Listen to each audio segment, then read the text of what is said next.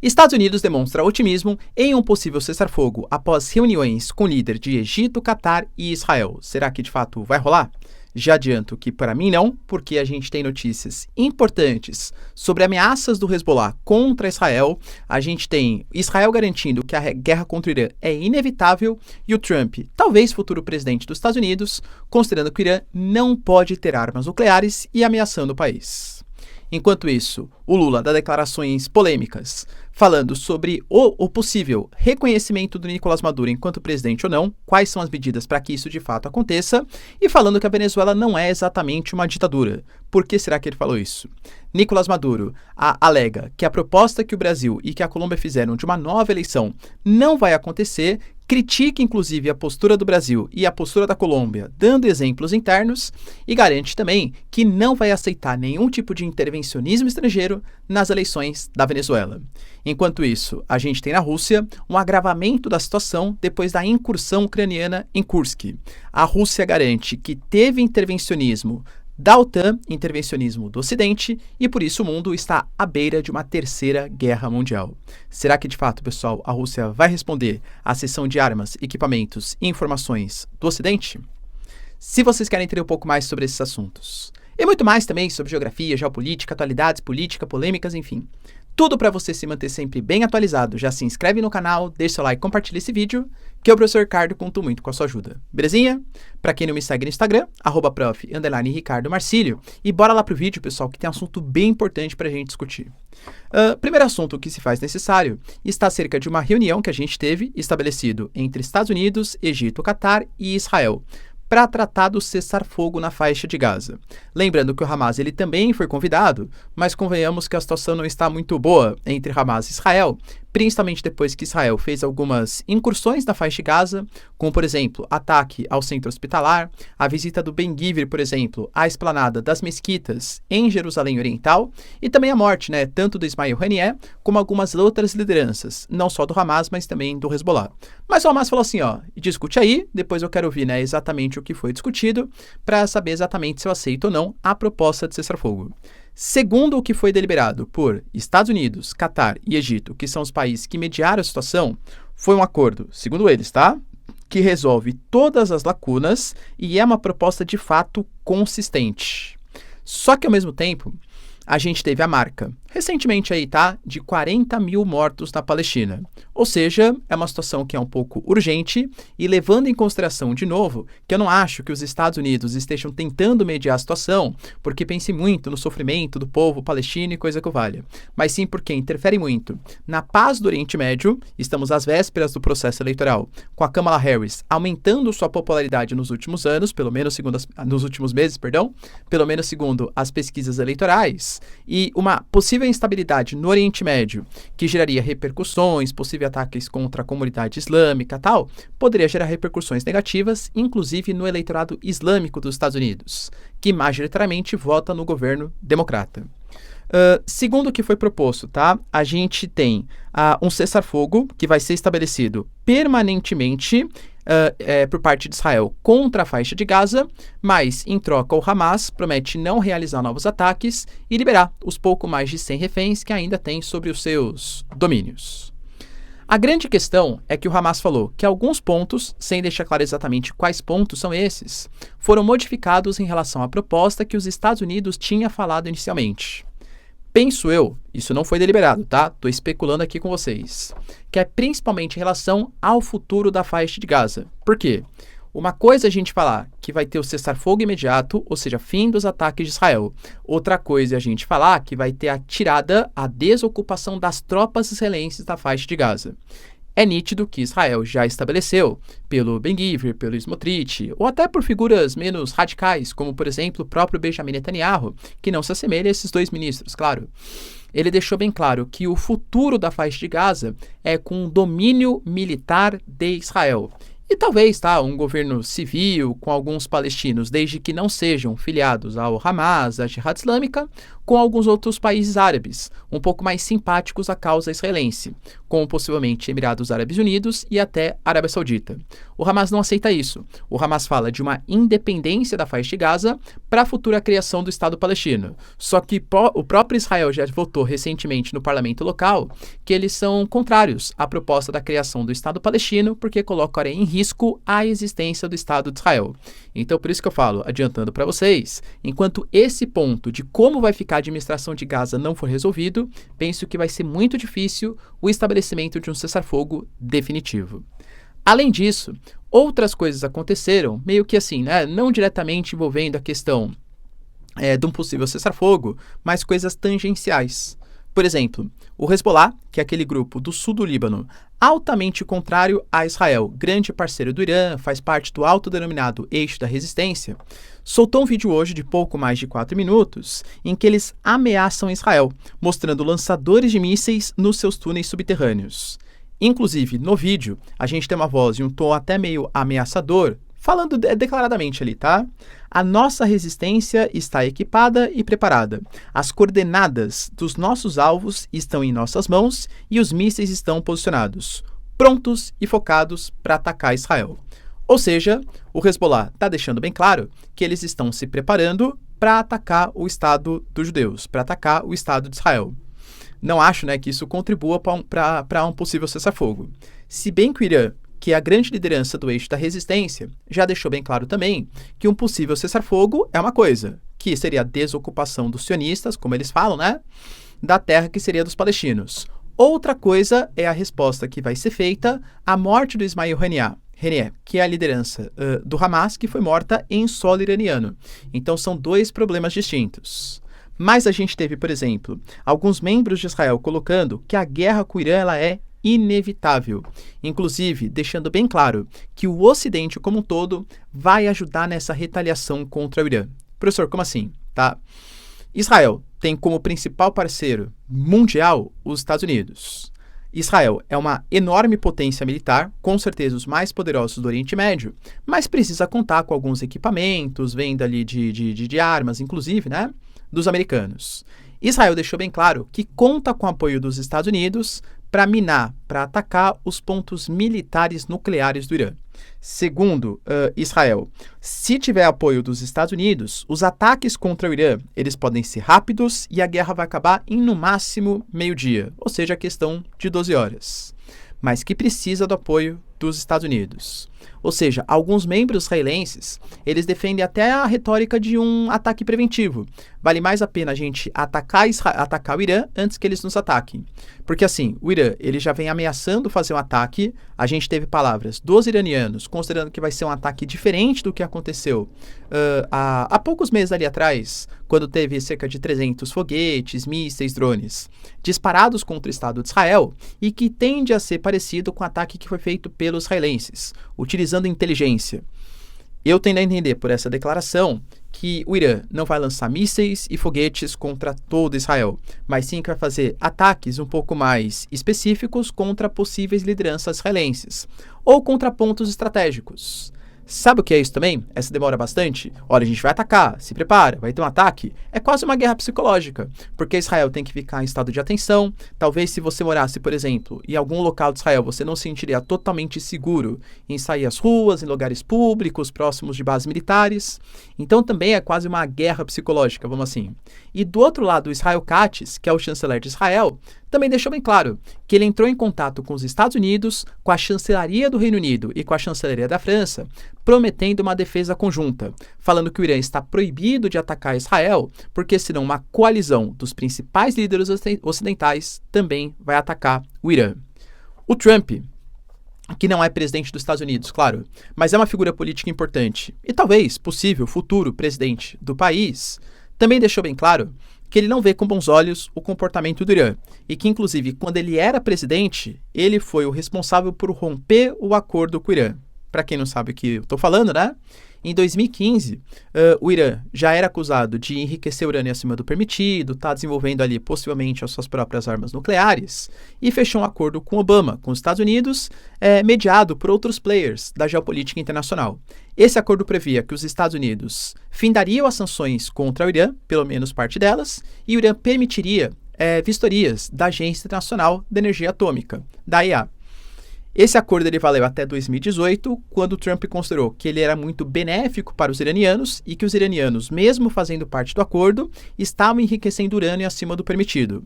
Desde então, a relação entre Irã e Trump, entre Irã e Estados Unidos, piorou demais, né?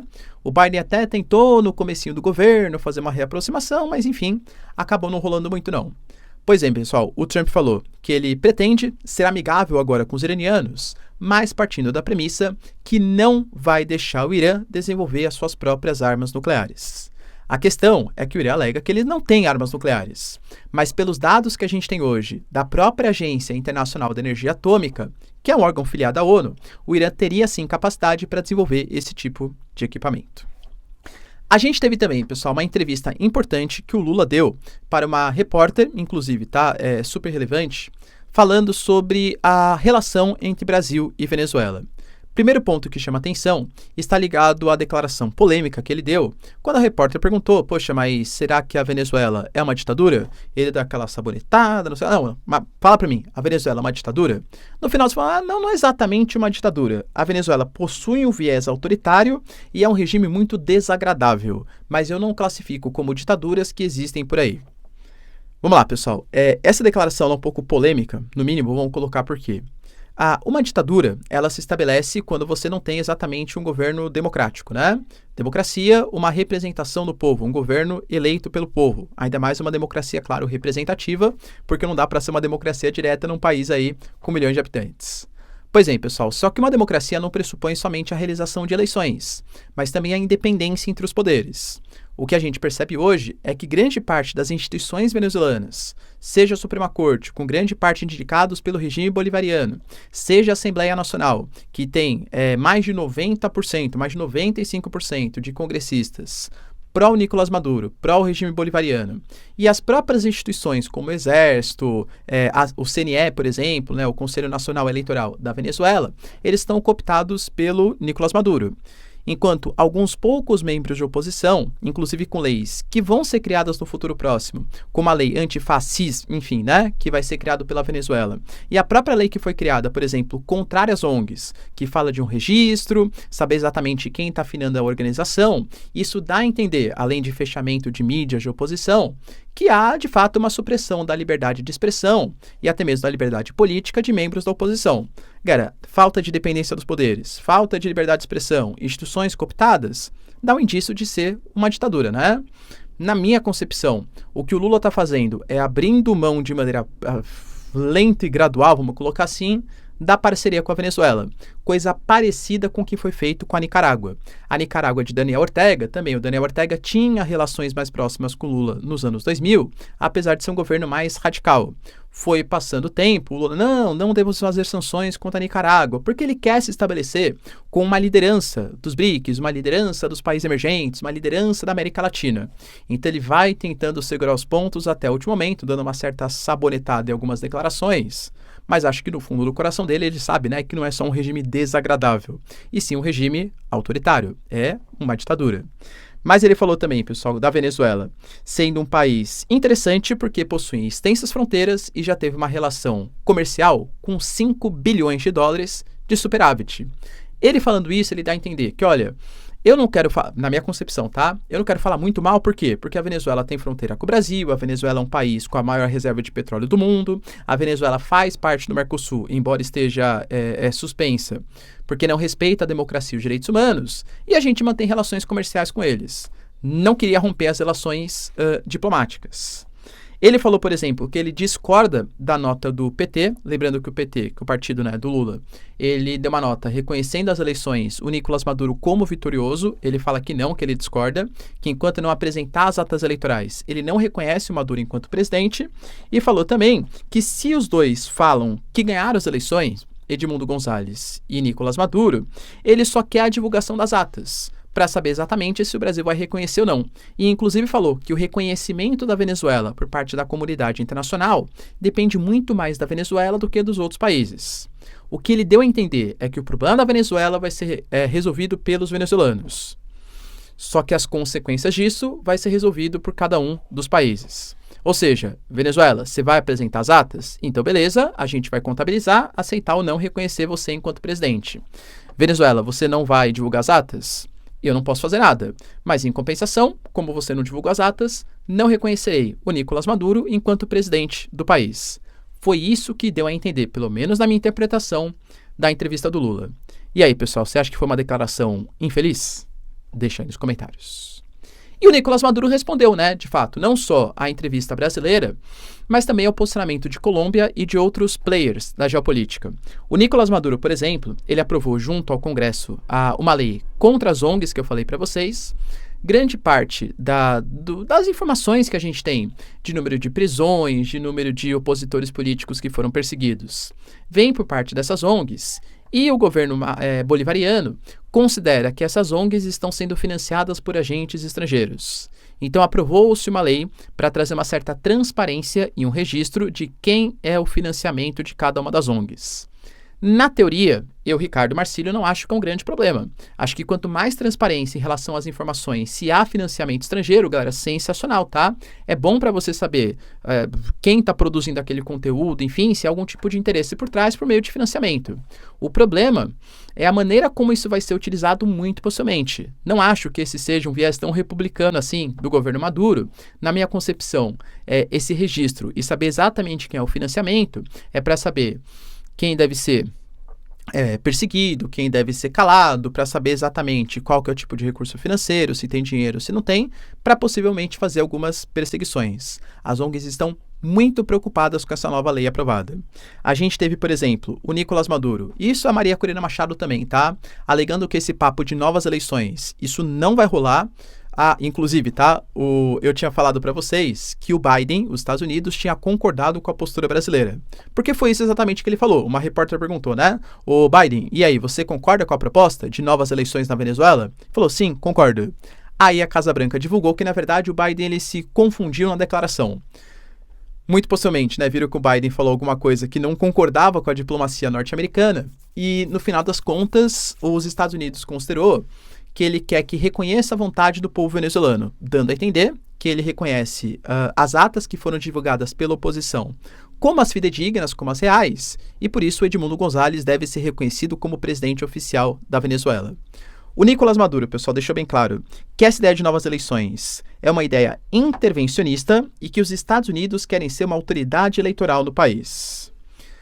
Deu para entender, tá? Que ele quis fazer umas críticas indiretas ao Brasil e à Colômbia com essa postura intervencionista, porque foi o Brasil e a Colômbia que lideraram essa discussão, mas deu aquela não, Estados Unidos que está sendo intervencionista. Ele deu uma certa cutucadinha nos dois países. Falou, por exemplo, que no Brasil teve o discurso do Bolsonaro falando que não reconhecia o processo eleitoral, mas que a Venezuela não foi lá contestar e viu se a Suprema Corte do Brasil, se a Justiça Eleitoral Brasileira deliberou que era mentira do candidato opositor, então ele reconheceu as eleições. Por que o Brasil não pode fazer o mesmo? Falou, por exemplo, do processo de paz na Colômbia. A Colômbia está no momento ali de aproximação com as Farc, com o Exército de Libertação Nacional, e a Venezuela se considera como um fiador desse processo de paz. O Maduro fala, eu não fico interferindo da maneira como Gustavo Petro vai negociar com as guerrilhas, vai negociar com representações políticas. A Colômbia que lide com seus próprios problemas. Ou seja, deu a entender que está cansado desse intervencionismo estrangeiro. Ou seja, pessoal, no final das contas, eu acho que tudo vai acabar em pizza, vamos colocar assim. A questão é, qual vai ser o posicionamento do Brasil em relação a isso? Não está muito claro ainda, porque as coisas são muito recentes. Se de fato não apresentar as atas, então o Brasil não vai reconhecer o Nicolás Maduro, contrariando a posição, por exemplo, da Rússia, da China, que já reconheceram, a Venezuela foi convidada para fazer parte da próxima reunião dos BRICS. O Brasil vai se sentar à mesa, por exemplo, com o Nicolás Maduro, que é um presidente que possivelmente não vai ser reconhecido pelo governo brasileiro. Então existem algumas arestas que devem ser tratadas, que devem estar causando um suadouro na diplomacia brasileira para saber como que vai ser tratado. E aí, pessoal, você reconheceria o Maduro como presidente da Venezuela? E para finalizar, a gente sabe, pessoal, que a operação em Kursk, aparentemente agora a Rússia está colocando um pouco mais de tropas experientes, está contendo alguns avanços, capturou alguns soldados ucranianos, mas de fato, segundo a mídia ucraniana, há uma administração militar, o Syrsk, por exemplo, falando em equipamentos ocidentais sendo utilizados, o próprio Challenger, por exemplo, fornecido pelos britânicos, está sendo utilizado no campo de batalha. Os Estados Unidos falaram que não sabiam nada sobre essa incursão que a Ucrânia está fazendo em Kursk, mas aparentemente não é isso que a Rússia acha. Pelas declarações oficiais, tanto do Nikolai Patrushev, um conselheiro, vamos colocar assim, do Putin, como de outros membros, até mesmo da Duma, do parlamento russo, o que está acontecendo é uma incursão que foi coordenada pelo Ocidente. Segundo as palavras do Patrushev, armas, instrutores militares, informações, tudo foi planejado pela OTAN. E, aliás, aproveitou para fazer outras críticas, falando que os Estados Unidos continuam com as suas revoluções coloridas, financiando manifestações, financiando os partidos políticos, enfim, tentando interferir na geopolítica de outros países. Falou, por exemplo, da Sheikh Hasina, a questão, por exemplo, da ex-chefe de governo agora de Bangladesh, alegando que ela, por ter uma proximidade muito grande com os chineses e por ter se negado a colocar uma base militar dos Estados Unidos próxima ali do seu território, foi tirada do poder com manifestações de estudantes financiadas pelos Estados Unidos.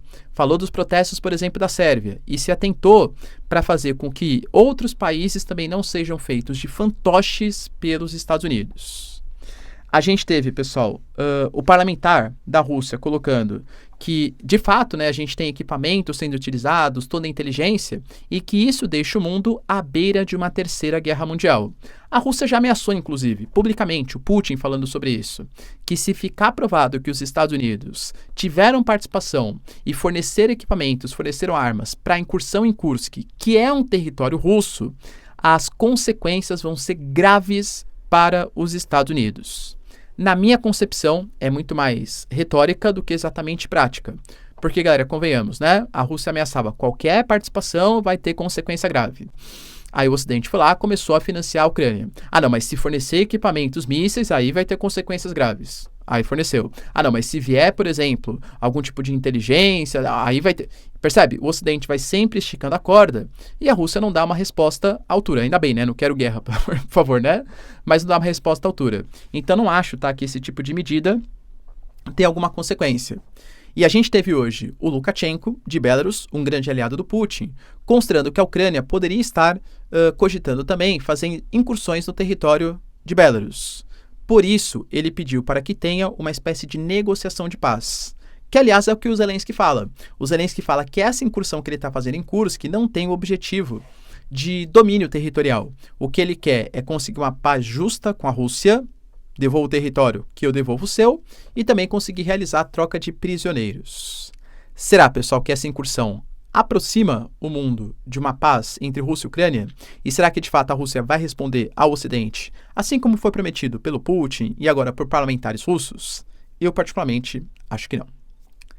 Beleza, pessoal? Deu para entender os principais acontecimentos?